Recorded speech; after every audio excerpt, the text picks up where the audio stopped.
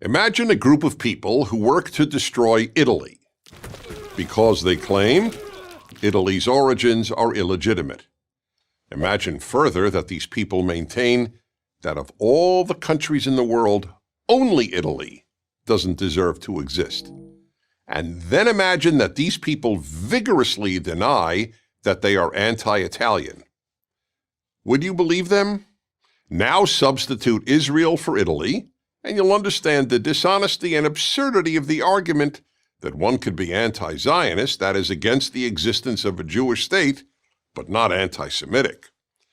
But that is precisely what anti-Zionists say. They argue that Israel's existence is illegitimate. They don't believe this of any other country in the world, no matter how bloody its origins. And then they get offended when they're accused of being anti-Semitic. How can they make this argument? First, they change the topic. They say it's unfair to charge those who merely criticize Israel with being anti-Semitic. But criticism of Israel is fine. Denying Israel's right to exist isn't. Anti-Zionism isn't criticism of Israel. Anti-Zionism is opposition to Israel's existence. Zionism is the name of the movement that advocates for the return of Jews to their historic homeland. Over the past 3,000 years, there were only two independent states located in what is called Israel. Both were Jewish states, and invaders destroyed both. No Arab or Muslim or any other country ever existed in that land, which was only named Palestine by the Romans to remove all memory of the Jewish state they destroyed in the year 70.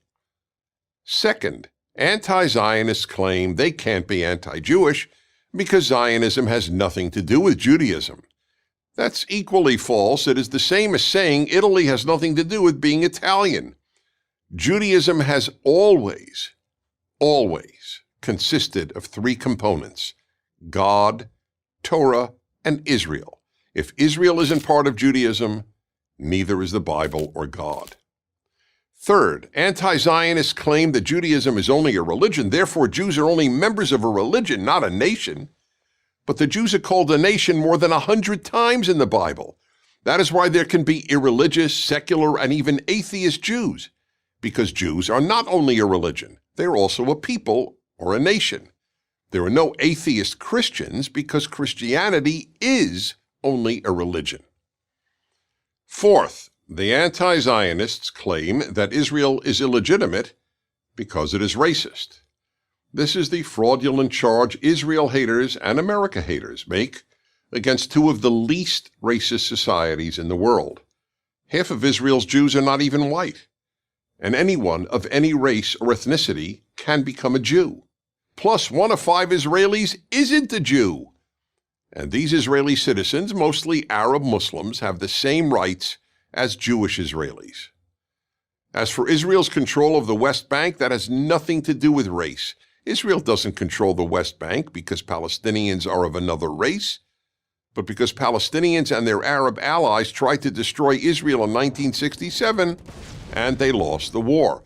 Palestinians have rejected offers to found their own state on 5 separate occasions since 1947.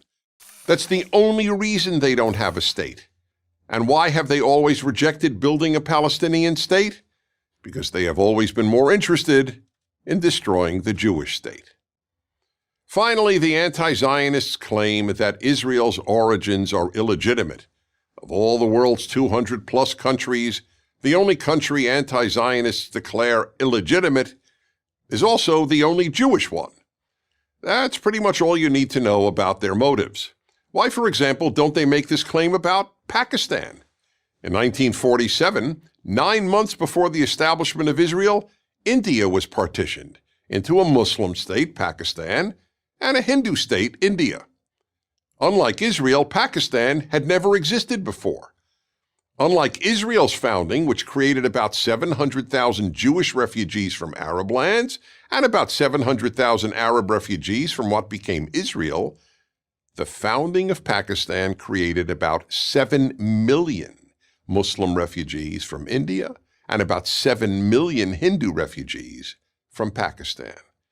And while the highest estimate of Arab deaths in the fighting that took place when Israel was established is 10,000, The number of deaths as a result of Pakistan's creation is around 1 million. So why is Israel's legitimacy challenged while Pakistan's isn't? There's only one answer. Israel is the one Jewish state. Of course, not all anti-Zionists hate all Jews. But if you seek to destroy Italy, you don't have to hate every Italian to be anti-Italian. If you seek to destroy the one Jewish state, you don't have to hate every Jew to be an anti-Semite. I'm Dennis Prager. Thank you for watching this video.